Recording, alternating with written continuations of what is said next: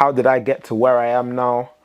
How did I get to where I am now? I can't lie, but just locking in. Like, people that know me through uni, they would even tell you that I did not see this guy at university whatsoever. I think my attendance was probably like 5% or something. I was just so overconsumed with the idea of making money, right? A lot of you that have been following me for a while, right, you would know that I used to do, it was the weekly letterbox, yeah? So I've kind of revamped it into this. Rather than you guys sending me your situations or your questions or whatever, and then me typing you the responses, I'm going to make it more dynamic and more in person by just doing a video and actually putting it out there, because I realized that people don't really watch story highlights. So it was kind of like wasted time. So yeah, this is weekly letterbox revamped / Q&A, as other people call it. Yeah, let's have fun. There's been this fly that's just been bugging me. Flipping hell, mate. But yeah, cool. So I've got a bunch of questions here that people sent me on my Instagram. Let me even tell you guys from now, if you want to ask me questions, literally head over to my Instagram. Link is in the description. It's just RJ_hustle, right? With 2 S's. There's no T in hustle. And then just DM me saying, hey, this is for the weekly letterbox, or this is for the Q&A. And then send in your situation or a question that you want me to answer, and I'll answer it. But yeah, first question is, what is my opinion on rent to rent? Rent to rent, I see that as more of like a vehicle to achieve something greater. Like, I haven't come across anyone whose final destination is rent to rent. It's always kind of like a means to an end. So I say that to say it works. It's a cool strategy when done correctly, and it can be powerful as a stepping stone to bigger things in property. So yeah, that's my opinion on rent to rent. Next question is Airbnb business dead now, or can people still make money from it? I'm making money from it, thousands a month. It's paying me well. I know a lot of people is paying well, so I don't think it's dead. People out there say it's dead. I don't know what they're basing that off. Who knows? But yeah, in my opinion, it's not. What influenced you and made you feel like property is the right line of work for you? Monopoly, if I'm being honest. Like, I'm a G on Monopoly, and I've been so sick at that game from young. And Homes Under the Hammer as well. Obviously, watching that, it just always interested me. Like, property development, I just loved it. Like, seeing a house being turned from something shit, I don't know if I can swear on YouTube, but seeing something that looks like poo being upgraded in value, like, it's just always interested me. Fucking hell, English, man. Oh my days. Listen, I've been speaking for too long today, but yeah, so obviously seeing a house go from nothing to something, it's always just fascinated me. And then when I did my first project, literally everything that you could think of that went wrong, right? And when that happened and it didn't completely push me out of property, I said, you know what, like, I'm doing the right thing.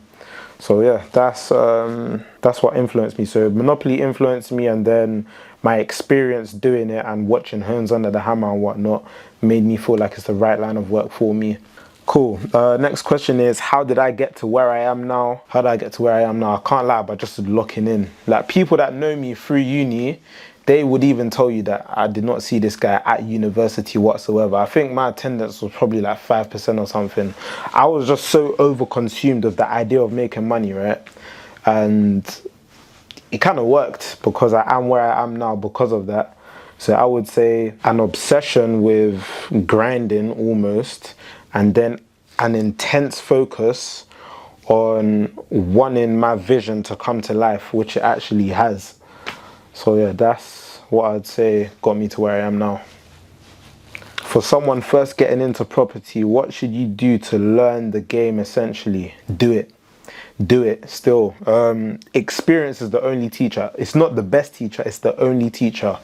Anything else is just an insight. Like, even you watching these videos now, I could tell you everything that there is to know about property, but you'll never really take it in until you do it yourself. It's kind of like in boxing, right? Like when the coach is telling you to keep your hands up. It's kind of like, yeah, cool. But you only actually hear it until you get punched in the face. And that's when you're like, shit, I need to keep my hands up.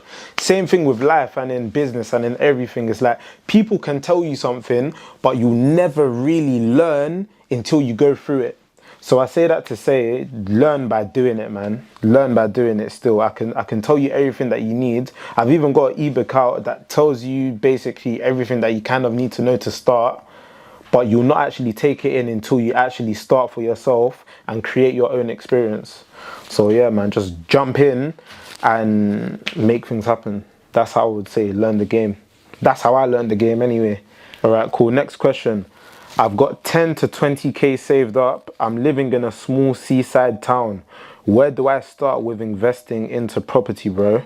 It's kind of broad. I mean, I could tell you what you could do, but whether or not it's what you want to do, I don't know. Obviously, you said you live in a seaside town. That will probably work well for some form of service accommodation strategy. So 10 to 20k, you can't really do much if I'm being honest. I would just pick up a rent to rent, do that well, and then document it, right? Document that journey, document that process, build a following on social media, and then you've kind of got like proof of concept through you doing that rent to rent. It depends. If your goals are scaling rent to rent, then continue to acquire more. But if it's just a means to an end to get into property, once you've done that rent to rent, I would then use the following that you're building on social media to raise funds to either do a development or do some other type of property project. But that's just an idea. Obviously, I don't really know your situation and what your goals are or whatnot. So it isn't really directly applicable to you. But that's what I would advise based off what you've just said here. The next question is, what should I be asking estate agents before purchasing? I can tell you what I ask them. So what I ask is anything that will help me understand where the vendor's at. And a lot of the time I just ask them like, what's the vendor situation? Like, are they after a quick sale, etc. Ask about the property, because a lot of the time, they don't have floor plans. Obviously, I'm doing HMO conversions at the moment, so floor plans are very important for me. So I ask for that information. What else? Measurements as well. If they have measurements of the property and it's not on there, I'll ask them for measurements. Parking sometimes if the parking info isn't there. But yeah, generally you want to know the information that will be able to put you in a position to better offer on the house. So if it's had a sale fallen through, how long it's been on the market for, what's the vendor situation, etc.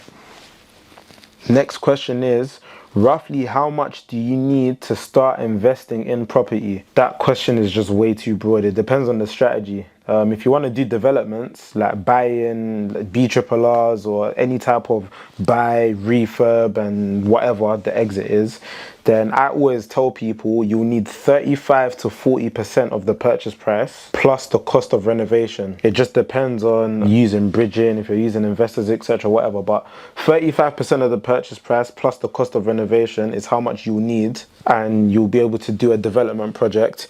If it's some type of like rent to rent, you probably need around 10 grand. You might be able to get away with less, but you will have to run around like a headless chicken shopping for bargains and stuff like that. Yeah, you've obviously got buy-to-lets and whatnot, but I'm not a fan of buy-to-lets. You'll need around 30% of the purchase price for a buy-to-let, 25% as a deposit. Then you've got the 3% stamp duty, and then you've got roughly rule of thumb another 2% for other fees like surveys, solicitor fees, all of that stuff. What's the best way to start rent to rent? There is no best way, just get started. That's, yeah, just start. How much did I start with? My first deal, how much was needed in it? I think it was to complete on the purchase, it was around 50 grand, and then the refurb cost just under 40 grand, so 30 and a bit. Yeah, so what's that, like 90 or so, I think. Yeah, around about there. How do I deal with challenges? It kind of depends what the challenge is, to be fair, but I think the running theme in dealing with challenges is actually becoming aware that there's a challenge, right? I'm becoming aware that it's bothering me, and then it's just trying to face it head on. How I do it typically is that I'll write out because when we think about things and when problems are in our minds, right, what I found is that we tend to magnify how severe it actually is. But when you actually write it out, it's like, okay, it's not that bad. And then once you're in a clearer state of mind, once you've written it out, you can actually plan, okay, how do I overcome this? What do I need to do? What steps do I need to take, etc. So I say all of that to say how I deal with challenges is basically by journaling and then devising a plan to actually deal with it. And then I get to work on the challenge that's bothering me the most. And yeah, that's how I deal with challenges. You've got another question. How did I get started in property? I've answered this question so many times. Watch my first YouTube video. But the short answer is I locked in for like 2 years, made money and bought a house at auction. That's the short answer. If you want the full in-depth thing, I think it's the first ever video I put on YouTube. Literally just go and watch that. And then the last question that we have for the day is, how do you navigate multiple purchases and how investor deal partnerships work long term? Cool. So 2-part question. The first part, how to navigate multiple purchases. Basically just by having your ducks in a row, because when you've done something once or for the first time, right, like you've kind of got a framework or you know how it generally plays out. Like if you're buying a house, you know, okay, cool, need to put my offer in, need to set up bank accounts if I need to raise the funds, etc. Need to appoint my solicitors, need to get the survey done, etc., etc. So I say that to say, navigating multiple purchases, I've basically broken down the process from A to Z of what I need to get in order for me to buy the house. And then it's just a matter of following that process with each purchase. Because right now I'm in the process of buying 3, and it's basically just cut, copy for each and every one. So yeah, that's how I go about navigating multiple purchases. How investor deal partnerships work long term, it depends on you and how you want to set them up. So the 2 common ways that I've found people use is, one, it's like someone investing for a flat out return, or then 2 is doing some form of joint venture partnership whereby they might invest everything, you find and deliver the project, handle everything, and you obviously go 50-50. In terms of how that works out long term, it depends on how you go about establishing the relationship with the investor. So there isn't like a one size fits all answer. It just depends on you and your situation. Like me, for example, I have a couple of joint venture partnerships, and then I also have just flat out investor partnerships.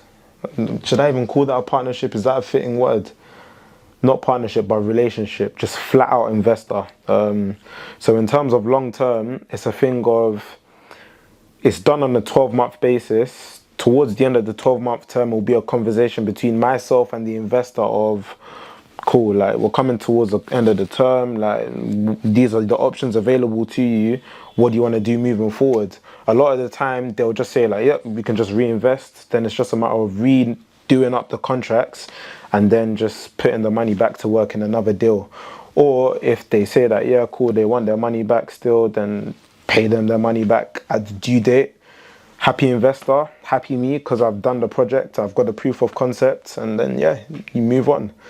So I hope that answers your question. If it doesn't, send a follow-up question or something, and then yeah, we might be able to address it next week. But for now, I think that's everything. Yeah, that's all the questions. So weekly letterbox number 1 done. I actually kind of like this format. I like it. I prefer it more to the old one where I was just typing on my phone responding to you guys. So yeah, that's it. Send in your questions for next week's as well. Try and send it within the next couple days, because I'm going to try and record that as soon as possible. So RJ_hustle on Instagram, or you can comment the question in the comment section. Actually, yeah, do that. Put your comments or your questions down below in the comments. You lot, enjoy. I hope you like that video. Like, comment, and subscribe. Yeah, I'm getting used to this YouTube thing now. Yeah, man, that's it. Have a good flipping week or weekend. I don't know when you're watching this, but yeah, see you lot later.